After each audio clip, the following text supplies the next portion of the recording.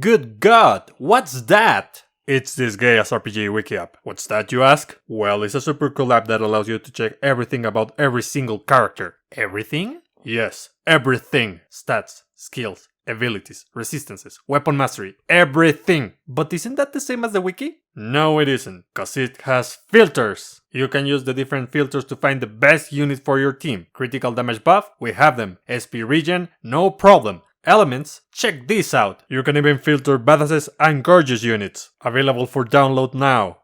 Hello everyone, and welcome back to the channel. JC here with another video on Disgaea RPG. Today I bring you a list of all the different kind of supporters available in the game. In this list, you won't find every single unit which fits a specific category, but the most notable ones. For example, most standard pool units have an action gauge reduction skill, but it's unreliable due to the high SP cost and the lack of SP generation on their kits. Even so, you will find a ton of F2P units in this list. Of course, supporters in this game are more than just buffers and debuffers. The combination of skills, spells, and abilities give them a wide range of functions for different situations. Even if you see a unit on a specific category, it doesn't mean that that's the only thing they can do. On the other hand, the fact that a unit can do something doesn't necessarily mean that it's good at it. For instance, Leone's Princess Edna is able to buff a unit's attack with her any1, but she's better known as a need supporter. Last, units are categorized based on their current state in JP, which is why some units may not be able to perform all their roles right now, but we are receiving buffs sooner than JP did.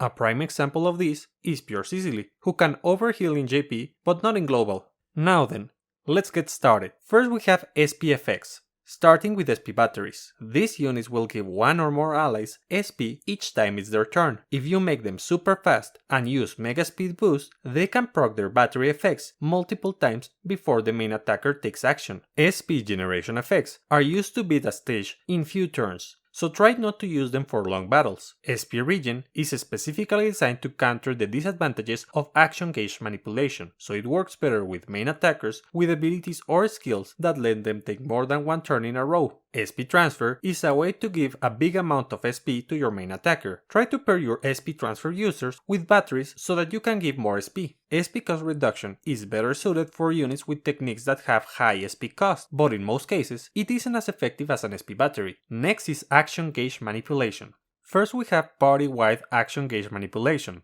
But before that, I'll say what you really want to hear. New Year Girl Rosalind, Fallen Vessel Flown, and Beach Artina are the only units which have action gauge manipulation at the start of wave. You can equip the other units with action gauge manipulation alchemy effects to get similar results and allow your team to take action before the enemy. There's also units that do action gauge manipulation for a single unit, though it isn't as effective as the party-wide effect. Now it's time to talk about boosting effects. Boosting effects consist of abilities and buffs which increase the elemental damage, skill damage, damage against specific traits, and so on.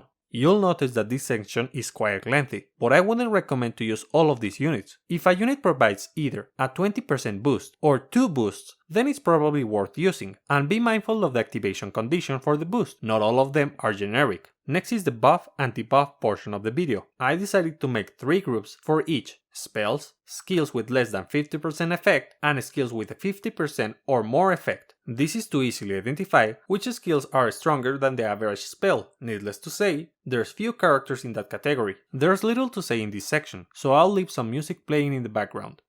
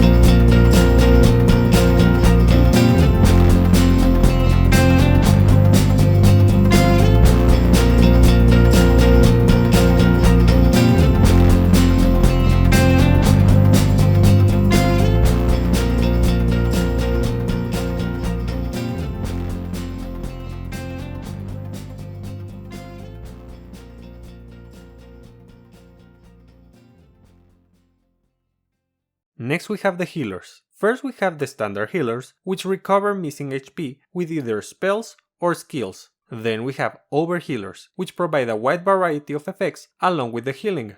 After that, we have ailment cleansers. The best ailment cleansers are the ones who can cleanse the whole party while doing something else, so keep an eye for those. Ailment immunity is another useful role, but not very common. In this section you'll find both units which can cleanse debuffs and units which can reduce debuffs. Debuff cleansers are very important in challenging content, so try to get a couple units to fulfill this role. Enemies in challenging content usually are immune to ailments, but ailments are not to be neglected just because of that. Many stage missions require you to use ailments, and ailments are pretty good on PvP. Enemy buff removal is a necessity if you want to get a good score on raids and spare space. Many units have their buff removal effects on their S rank attack. With the wide range of units which can use this effect, you can select whichever fits your team the best. Now, this is the last part, and here you will find niche effects which are still worth considering. Cover is a mechanic that works very well in PvP. The same can be said about damage reduction. Reviving a unit is incredibly good on PvP.